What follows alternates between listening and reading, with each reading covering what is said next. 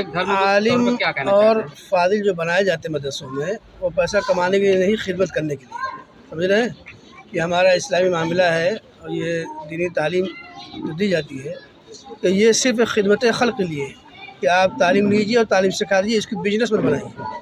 और अगर हम इसको सीख कर ये समझें कि हम कुरान को हासिल करके इससे हम बिजनेस कमाएँगे और जाकर सर्विस तलाश करेंगे तो हमारे लिए मना किया गया। समझ रहे हैं।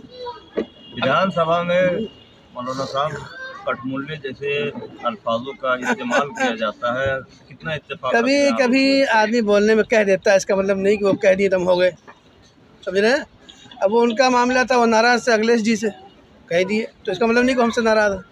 भारत में मौलाना साहब ऐसा है कि मदरसों में दीनी तालीम और लोगों का रुझान मुसलमान जो माइनॉरिटी के लोग हैं उनका कम हो रहा है, इसकी क्या वजह आप देखते हैं? उसकी वजह सिर्फ यही होती है कि हुकूमत में मदरसे की जो सनद होती है उसका कोई उसकी अहमियत नहीं होती है, तो उससे सर्विस नहीं मिलती है, तो इस वजह से लोग उधर भागते हैं। हालांकि मदरसे की जो तालीम होती है वो सिर्फ़ और सिर्फ अल्लाह की रज़ा के लिए हासिल होती है, बस। तो ऐसा नहीं हो सकता कि मदरसों में दीन और दुनिया दोनों दी जाती है? अल्हम्दुलिल्लाह दोनों दी जा रही है। हमारे यहाँ जो है हमारे यहाँ देखिए दी जाती है अल्हम्दुलिल्लाह। हमारे यहाँ भी जो तालीम, अभी हमारा मदरसा बहुत छोटा सा, बहुत बड़ा नहीं है, 2012 में कायम हुआ है, अपनी ज़ाती ज़मीन को हम लोगों ने वक्फ कर दिया है। LKG से 5 तक मुकम्मल इंग्लिश वगैरह पूरा, इंग्लिश है, जोग्राफिया है, साइंस है, हिंदी है, मैथ है, सारी तालीम है। उसके साथ साथ हमारी दीनियात भी है। और हमने तो ये भी निज़ाम बना रखा है कि LKG से लेकर 5 तक पहुँचते पहुँचते बच्चा हाफिज़ कुरान भी हो जाए, और हो भी रहे हैं। एक बच्चा खड़ा है, उसके 3 भाई हैं, तीनों इसी में हाफिज़ हो रहे हैं अल्हम्दुलिल्लाह। आपको नहीं लगता मौलाना साहब की जो है माइनॉरिटी में शिक्षा के प्रति जागरूकता लाने के लिए बहुत बड़ी क्रांति की ज़रूरत है? और ये लोग कर रहे हैं अल्हम्दुलिल्लाह। तालीमी मेयार अल्हम्दुलिल्लाह उठा हुआ है, मतलब धरातल पर दिखाई नहीं देता। दिखाई नहीं तो अलग चीज़, लेकिन अल्हम्दुलिल्लाह तालिब लोग मेहनत कर रहे हैं। जो दिखता है वही बिकता है, नहीं दिखेगा नहीं। अब देखिए लोग सरकारी विभाग में दम ना के बराबर है, राजनीति में नहीं है, IAS PCS में नहीं है, किसी सरकारी विभाग में नहीं है। अरे भाई हम लोगों ने सबको हिस्सा छोड़ दिया अभी, तो सुनिए।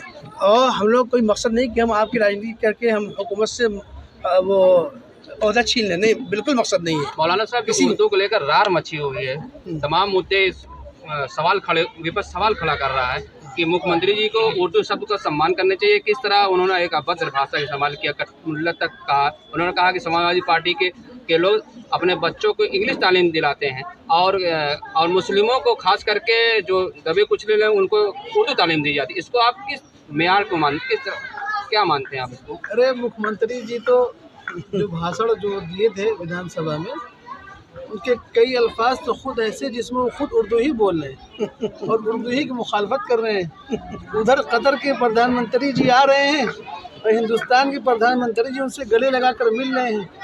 एक तरफ तो मुसलमान से मोहब्बत को दिखाया जा रहा है और दूसरी तरफ मुसलमानों से नफरत को सिखाया जा रहा है, सबक दिया जा रहा है।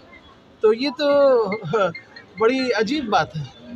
हिंदू धर्म में मौलाना साहब कुंभ का जो महाकुंभ का जो मेला चल रहा है उसमें मुसलमानों की बाइकाट की बात कही गई थी, क्या कहते हैं आप इस पर? बेहतर मुसलमानों को बाइकाट नहीं, बेहतर लोग जगह बेहतर भाई।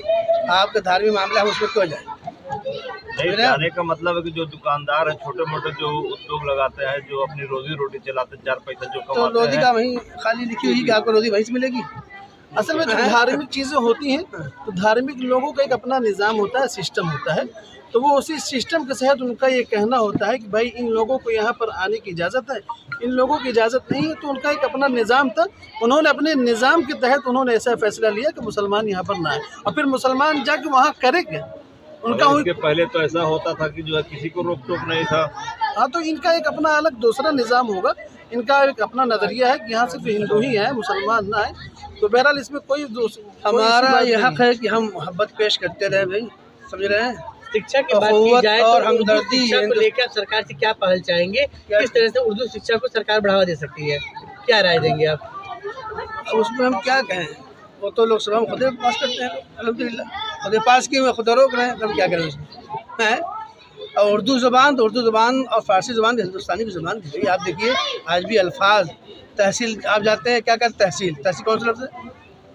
बैनामा कौन सा लफ्ज़ है? वकील कौन सा लफ्ज़ है? समझ रहे हैं आप? ये सब पैमाइश कौन सा लफ्ज़? ये सारे अरबी, उर्दू हिंदी अंग्रेजी सब मिल के मजमुआ उर्दू है। कहने मतलब उर्दू धर्म से न जोड़ा जाए। नहीं भी कोई धर्म जोड़ ले भाई, शिक्षा जुड़ा जाए, आप तो उर्दू बोलते हैं कि नहीं, आप भी शिक्षा बताइए। जुड़ा जाए, अब हमसे इंग्लिश में बात कर रहे हैं, अभी बताइए आप। हिंदी और भाई हमारे मुख्यमंत्री जो अल्फाज बोलते हैं, क्या वो अंग्रेजी में बात करते हैं आपसे कि उसमें संसद में उर्दू में बात करते हैं, बताइए।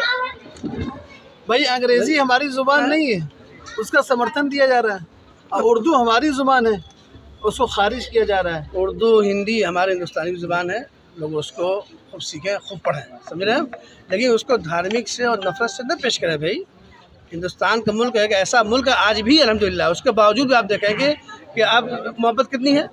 आप हमारे पड़ोस में रहते हैं, हम आपके पड़ोस में रहते हैं, गाँव जाइए कोई बात नहीं, समझ रहे, सब मिल कर रहते हैं।